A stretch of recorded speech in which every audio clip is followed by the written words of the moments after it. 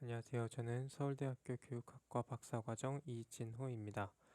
오늘 저는 인간과 비인간의 공존을 바라보는 교육학적 관점을 위한 예비적 탐색으로서 행위자성으로 번역되는 에이전시 개념에 관한 교육철학적 검토를 주제로 포스터 발표를 진행하도록 하겠습니다. 먼저 관계적 관점으로의 전환입니다. 오늘날 우리에게 가장 익숙한 교육적 또는 교육학적 관점인 근대적 교육관에서는 한 사람을 대체로 경계와 중심이 뚜렷한 인간으로 전제하며 주체나 개인 등의 개념으로 설명하고 있습니다. 이와 같이 인간을 바라보는 관점은 우리 교육에서도 그리 낯설지 않은데요.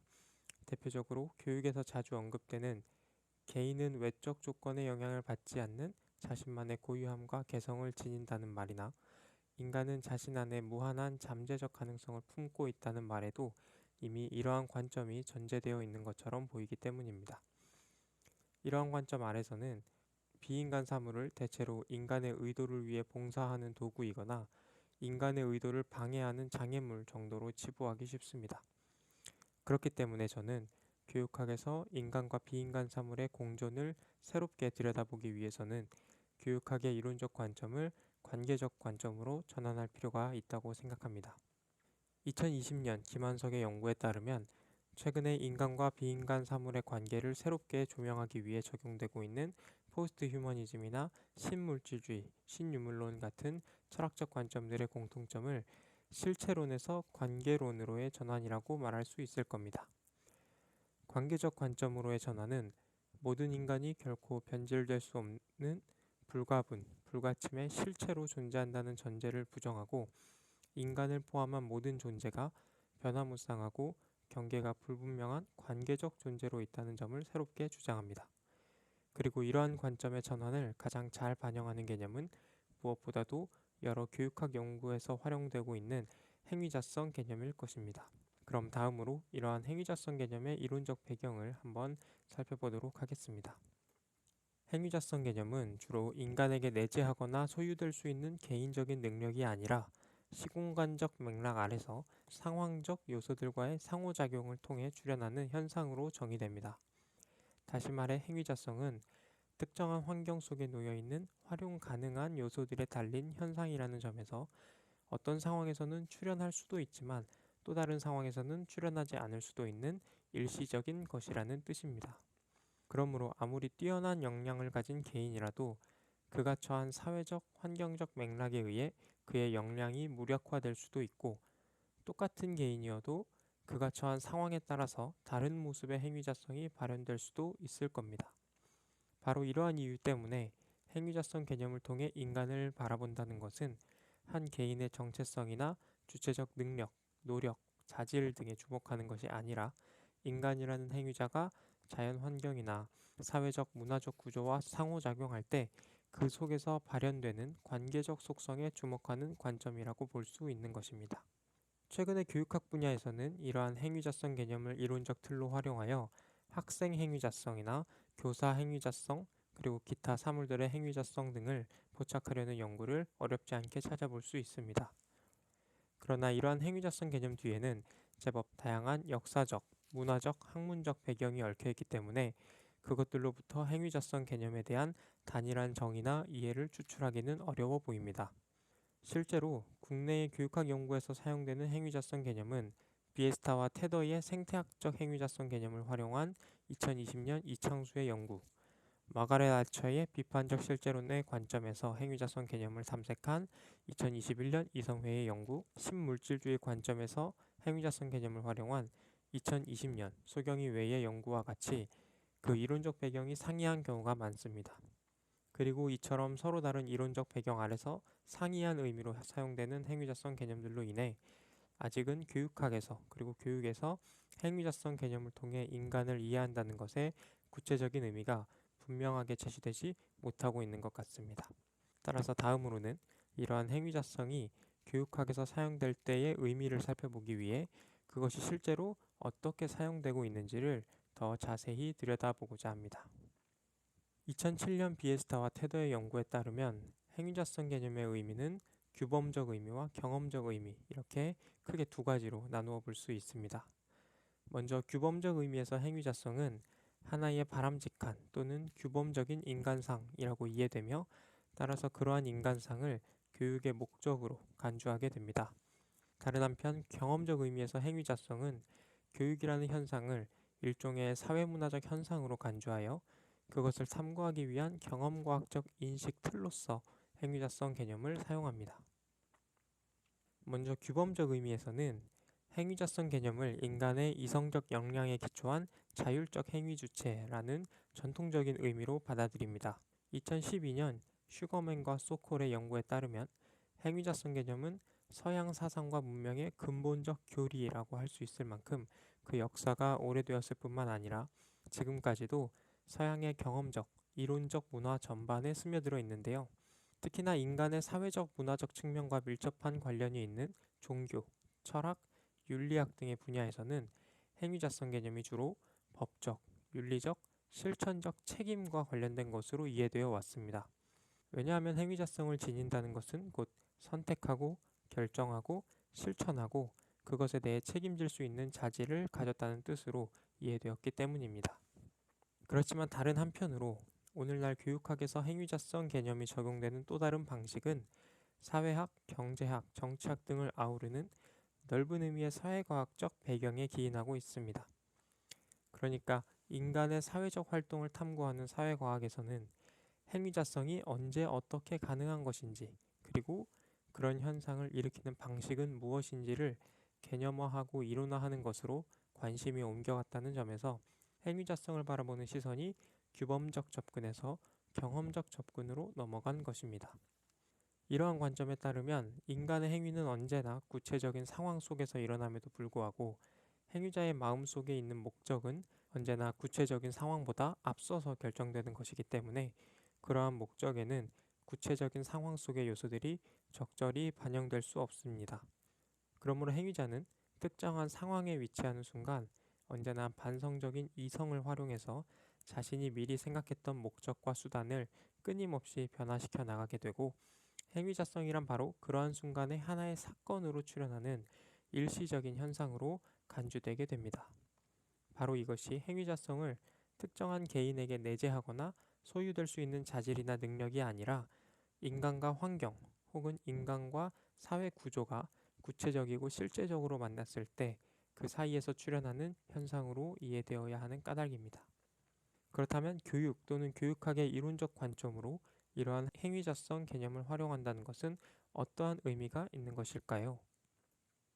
먼저 무엇보다도 행위자성 개념은 사회과학의 한 분과인 교육학 연구의 타당성을 강화하는 개념으로 받아들여질 수 있습니다.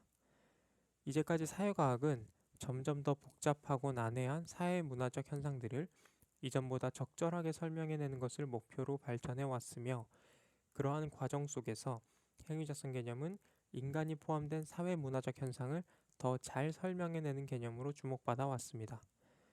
따라서 행위자성 개념의 이러한 의의는 사회과학의 한 분과인 교육학 연구에도 마찬가지로 적용될 수 있을 겁니다.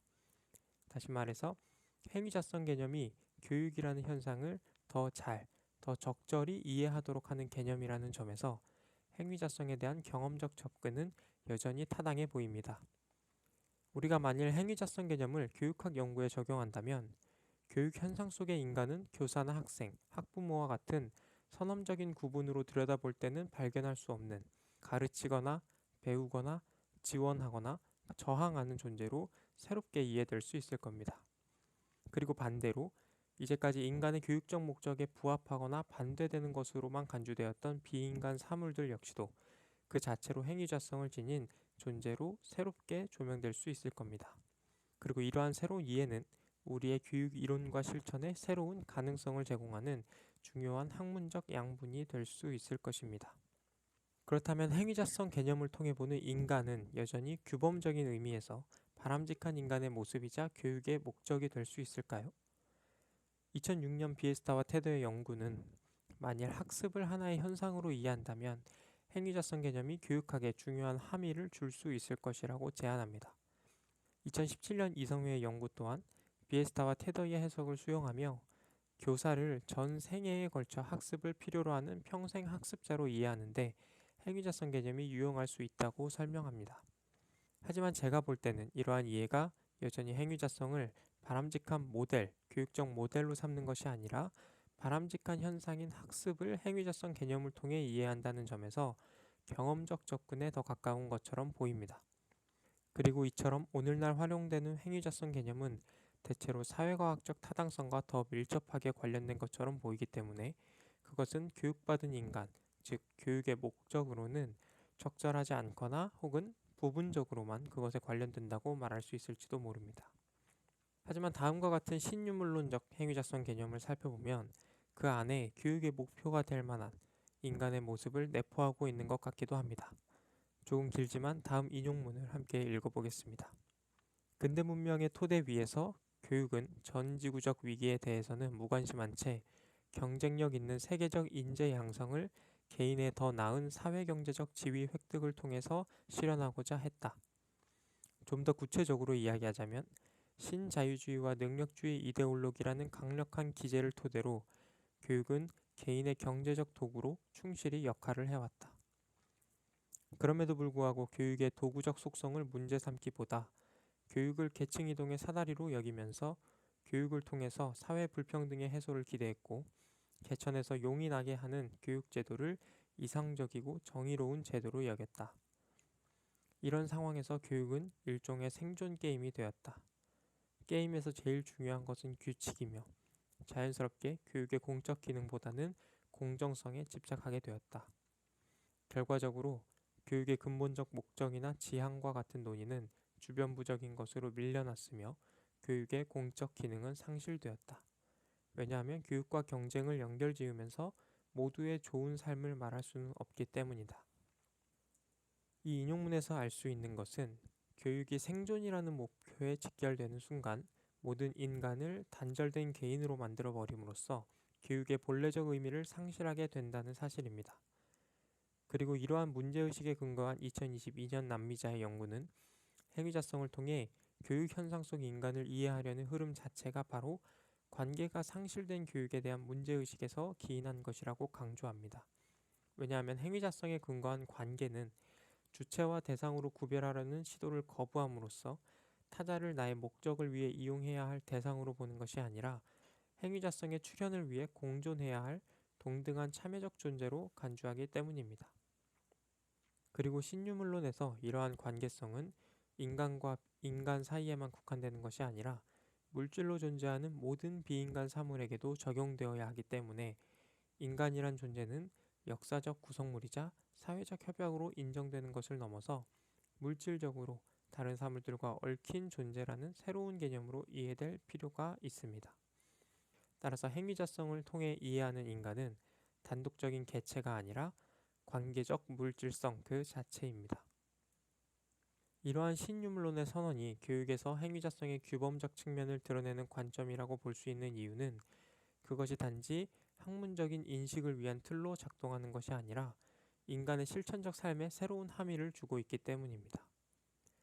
신유물론적 행위자성 개념 아래서 인간은 다른 모든 존재와 동등한 존재론적 지위로 있는 것을 넘어서 참여적인 관계로 있습니다. 그리고 바로 이러한 참여로 인해 우리는 모종의 윤리적 실천적 책임을 직면해야만 합니다. 신유물론의 한 갈래인 행위적 실제론으로 유명한 철학자 캐런 바라드는 행위자성을 통해 인간을 이해한다면 인간은 더 이상 자유롭고 자율적인 선택과 행위에 따른 책임을 지는 것이 아니라 우리가 참여한 현상에 대한 존재론적 책임을 져야 한다고 강조합니다. 왜냐하면 버라드가 보기에 책임이란 내가 의도한 결과에 관련된 것이기 전에 먼저 내가 참여하고 있는 현상에 대한 대응 능력, 즉 responsibility에 관련된 것이기 때문입니다. 이제까지 저는 최근에 교육학에서 널리 활용되는 행위자성 개념의 의미를 보다 구체적으로 나누어서 살펴본 뒤에 그것이 교육적 또는 교육학적 관점으로서 어떠한 의의를 지니고 있는지를 살펴보려고 했습니다. 물론 이번 발표는 예비적 단계의 고찰에 불과하기 때문에 행위자성 개념에 대한 이러한 해석이 그것의 규범적인 측면을 다소 거칠게 그려낸 시도임을 부인할 수는 없을 겁니다. 하지만 저는 행위자성 개념이 단지 경험적 측면에서 사회과학적인 이론적 틀로만 활용될 경우 그것에 대한 올바르거나 더 발전적으로 도움이 되는 정의는 있을 수 없을 것이라고 생각합니다. 그리고 저는 만일 그렇게 된다면 이런 행위자성 개념을 활용한 연구물이 교육학이라는 학문 본연의 의미와는 멀어진 사회과학의 일부로만 남게 되지는 않을까 우려가 되기도 합니다. 하지만 2015년 마투소프 외의 연구는 행위자성 개념이 지닌 다양성과 양면성에도 불구하고 그것이 때로는 교육적 실천 그리고 그 교육의 이상을 정의하고 안내하는데 강력하고 유용할 수 있다는 점을 강조합니다. 저는 이러한 해석에 전적으로 동의하면서 행위자성 개념이 앞으로 교육에 그리고 교육학 본연의 의미와 가치를 더 풍성하게 만드는 방식으로 활용될 수 있기를 기대하며 발표를 마치도록 하겠습니다. 감사합니다.